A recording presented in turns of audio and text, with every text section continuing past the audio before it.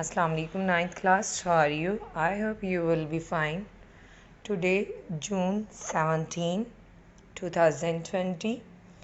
Day is Wednesday. Your subject English and your lecture number 33. As you know, in last lecture we have done short question answer and long question answer of unit number 4.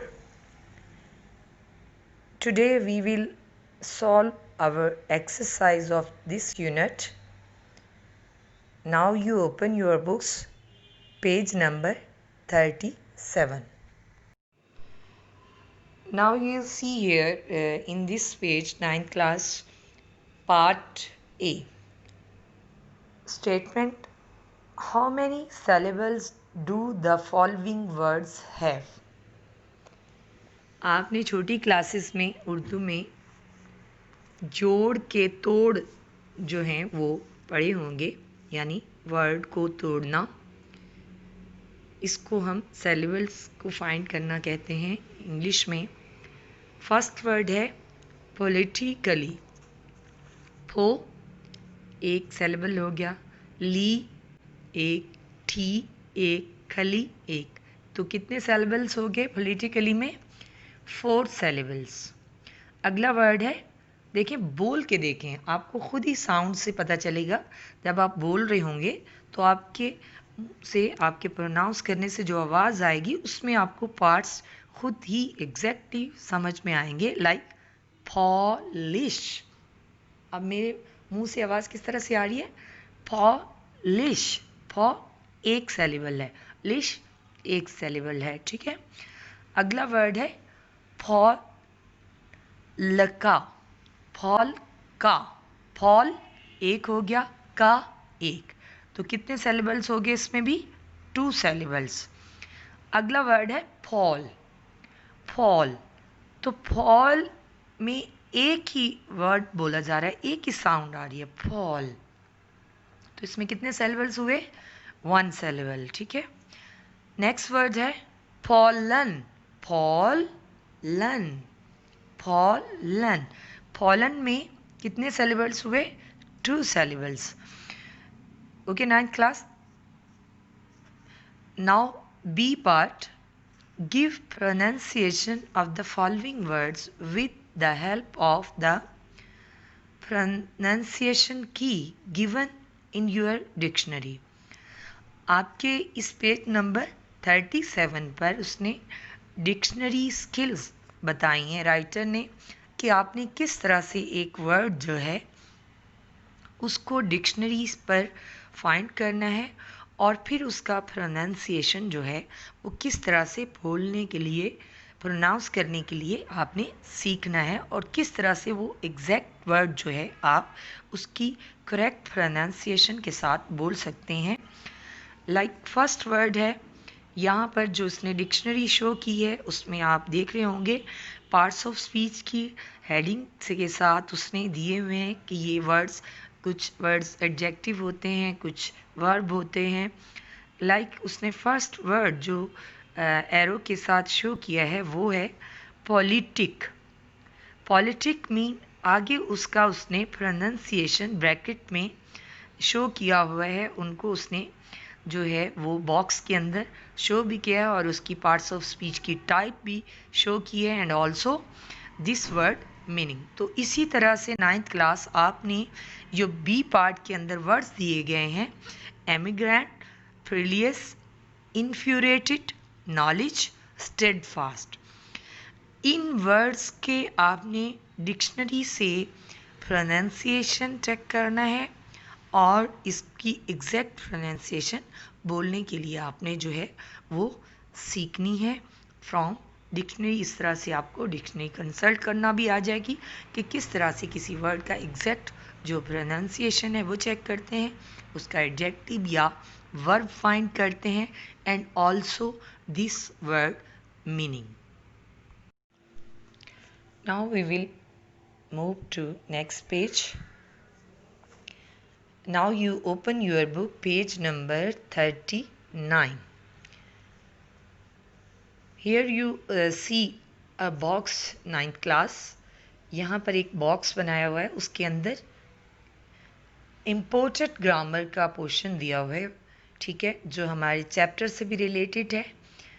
इसमें first type जो है वो है cataphoric reference. Reference किसको कहते हैं? हवाले को, किसी बात से किसी के हवाले से बात करना या किसी की बात करना, ठीक है। कैटाफोरिक मीन बात को, यानी जो बात की जा रही है आगे उसकी तरफ इशारा करना, यानी आगे की तरफ उसकी वजाहत, यानी जो बात की जाती है उसकी वजाहत आगे की जाती है। You see the definition of this statement. An expression, ऐसा तासुर या ऐसी बात दैट रेफर्स, जो जिसका हवाला दिया जाए, टू अ लेटर एक्सप्रेशन, यानी बाद में उसके का इजहार किया जाए, in the discourse is called a cataphoric reference. तो उसे हम क्या कहते हैं? कैटाफोरिक रेफरेंस कहते हैं। You see example of from your book the holy prophet सल्लल्लाहु अलैहि वसल्लम एंड हीज कंपेनियन। अब देखें यहाँ हाईलाइट भी किया हुआ है बोल्ड वर्ड्स में कि हिज कंपेनियन उनके साथी। अब उनके साथी कौन है? उनका हवाला तो दे दिया गया है, ठीक है, लेकिन आगे बाद में जो है उनके नेम का जिक्र किया गया है। तो ऐसी एग्जाम्पल जिसमें पहले उस शख्स के बारे में बात तो की जाए लेकिन उसकी वजाहत बाद में बताई जाए, उसे हम क्या कहते हैं? कैटाफोरिक रेफरेंस कहते हैं। मीन हीज कंपेनियन, आपके साथी। अब कौन से साथी थे? हज़रत अबू बकर सदीक रज़ियल्लाहु ताला अन्हो migrated from Mecca to Medina in the year 620 AD। अब हज़रत अबू बकर सदीक का जिक्र जो है वो बाद में किया गया, उनका हवाला पहले दे दिया गया है। जब किसी का हवाला पहले दे दिया जाए और उसका जिक्र बाद में किया जाता है तो ऐसे रेफरेंस को हम क्या कहते हैं? कैटाफोरिक रेफरेंस कहते हैं, ठीक है।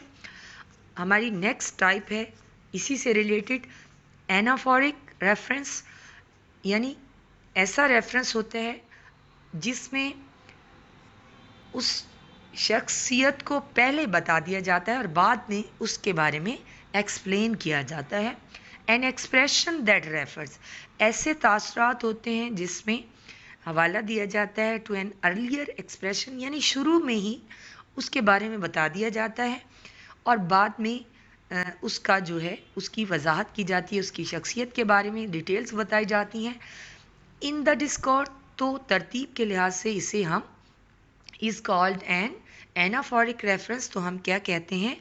इसको हम एनाफोरिक रेफरेंस कहते हैं, यानी बाद की तरफ या पीछे की तरफ इशारा करना, जो पहले जिक्र कर दिया गया है उसकी तरफ इशारा करना उस डिटेल के ज़रिए।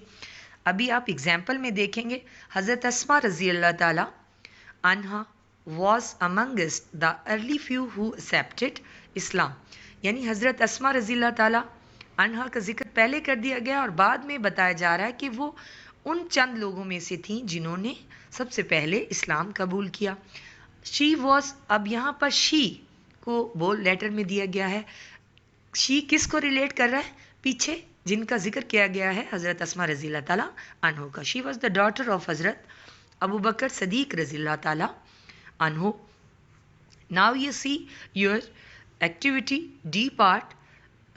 Tell whether the reference given in these sentences is anaphoric or cataphoric. आपने बताना है कि ये जो statements दी गई हैं, sentences दिए गए हैं, ये anaphoric कौन सी statement है और cataphoric कौन सी है। लाइक अबू जहल का जिक्र पहले किया गया है, तो ये जिसका जिक्र शख्सियत का पहले कर दिया जाता है तो वो कौन सा रेफरेंस होता है? एनाफोरिक रेफरेंस होता है। हर ग्रैंड फादर अबू कुहाफा, तो यहाँ पर अबू कुहाफा का जिक्र बाद में किया गया, उनका हवाला पहले दे दिया गया है, तो ये कौन सा रेफरेंस होगा? कैटाफोरिक रेफरेंस है। When Aslam was playing cricket, तो असलम का नेम पहले आ गया है। ही हर्ट हिज हैंड, तो उसका हाथ ज़ख्मी हो जाता है, उसकी डिटेल बाद में बताई जा रही है। तो ये कौन सा रेफरेंस है? ऐसा रेफरेंस जिसमें नेम पहले आता है उसे हम एनाफोरिक रेफरेंस कहते हैं। Before she finished the work, अब यहाँ पर पहले उसके बाद की जा रही है, बाद में उसका जिक्र हो रहा है। Neelam check the mistakes once again, तो ऐसे रेफरेंस को हम क्या कहते हैं? कैटाफोरिक रेफरेंस कहते हैं। Anees threw the stone, he broke the window, तो अनीस का नेम पहले ही आया है। ऐसे रेफरेंस को हम, बाद में उसकी डिटेल्स हैं कि ही ब्रोक द विंडो, उसने खिड़की तोड़ दी, एनाफोरिक रेफरेंस कहते हैं। When she entered the room, जब वो कमरे में दाखिल हुई, Zeba was surprised to see so many guests, तो ज़ेबा का जिक्र बाद में आया है। ऐसे रेफरेंस को हम क्या कहते हैं? कैटाफोरिक रेफरेंस कहते हैं, यानी जिसमें हवाला पहले दे दिया जाए और शख्सियत का जिक्र बाद में किया जाए। द सिटी ऑफ गार्डन्स, शहरों का या बागात का शहर जो है कौन सा है? Lahore is also famous, Lahore मशहूर है। अब उस शहर का जिक्र किया गया है, पहले उसकी तरफ इशारा दे दिया गया है। फॉर इट्स हिस्टोरिकल प्लेसेस, और अपनी तारीखी मुकामात की वजह से मशहूर है। तो ऐसे रेफरेंस को हम क्या कहते हैं? ये भी किसकी एग्जाम्पल है? कैटाफोरिक रेफरेंस की। Okay, 9th class, this is your lecture of the day. I hope you people learn these activities of your exercise from page number 37 to 39. Okay, 9th class, please you learn these activities properly, and also you learn your letter number 10. I repeat your diary. You learn these two pages, page number 37 and 39, and also you learn your letter number 10. Thank you so much. Allah Hafiz.